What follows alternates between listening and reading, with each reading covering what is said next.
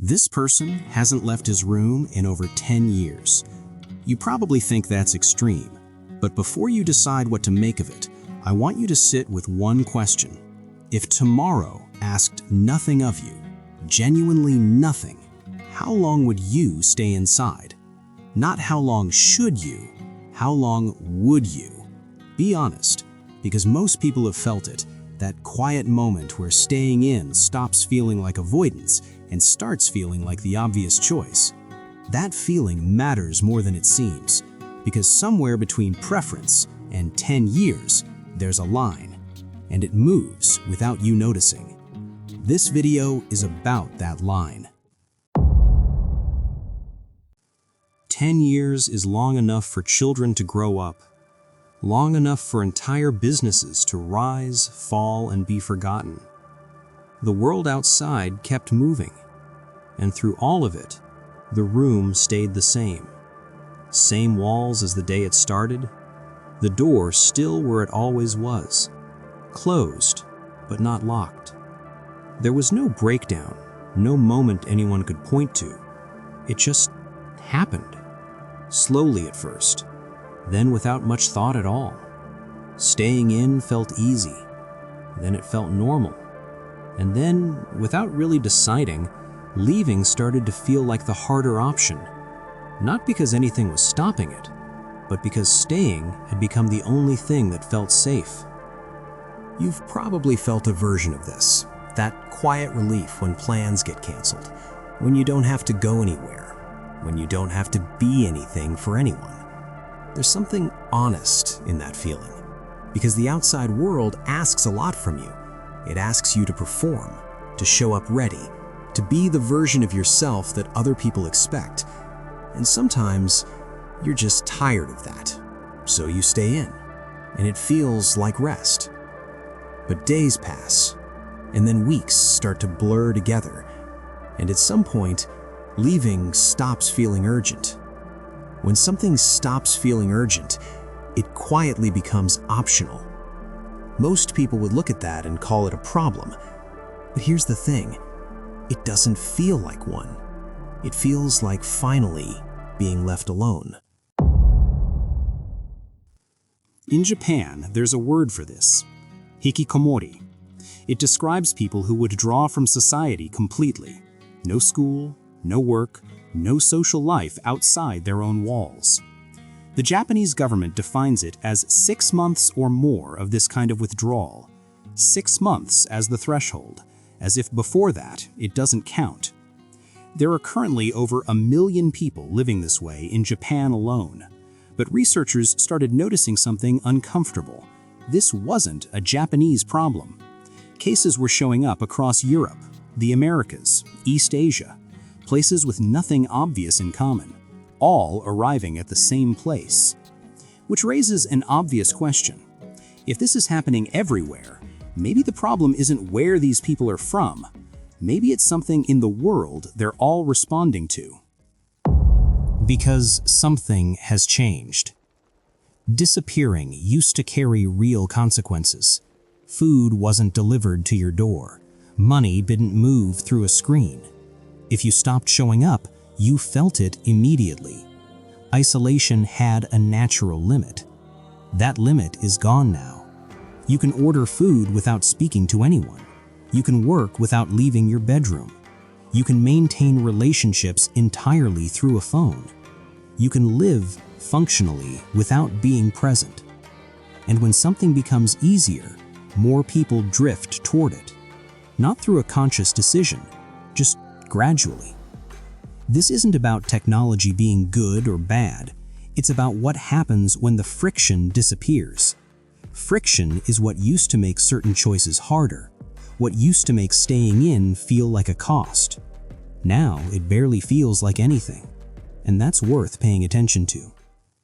And loneliness, and there's an epidemic of loneliness. People are describing themselves as lonely in much higher numbers as they did 20, 40 years ago. Isolation doesn't feel dangerous at first. It feels stable, predictable, and the brain responds to that.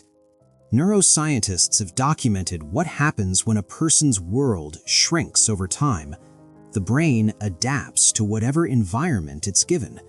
If the environment stops changing, the brain stops preparing for change. What used to feel like a normal interaction starts to feel like effort. A phone call becomes something to think about. A simple errand starts to feel heavier than it should. The door is still there. Nothing is physically stopping you, but crossing it starts to feel like pushing against something you can't see. This isn't weakness, it's adaptation. The brain doing exactly what it was built to do, adjusting to whatever became normal.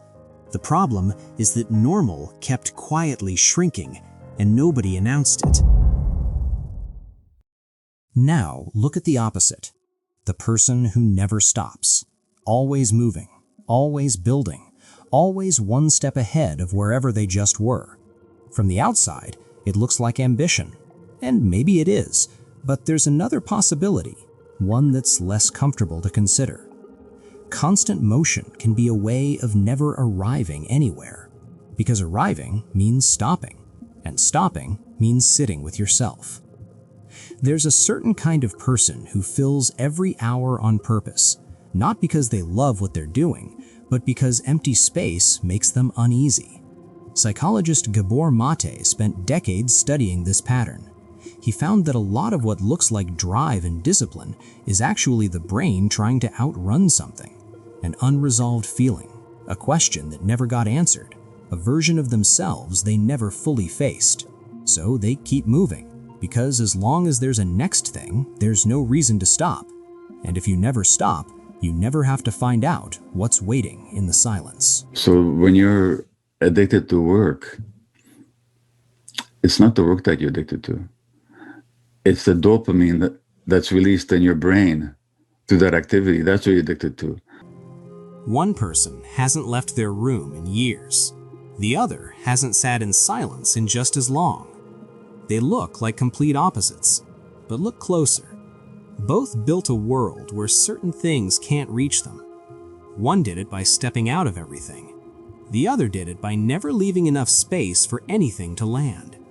Different methods, same result. And it shows up in the small things first. A family dinner that starts feeling like an obligation. A partner who stopped asking how you're doing because the answer was always fine or busy. Phone calls that get shorter. Plans that get postponed until they stop being made. Nobody fights, nobody leaves. Things just quietly get farther apart. And from inside the room or inside the schedule, it's easy to tell yourself that people understand, that they know you need space, that you'll reconnect when things slow down.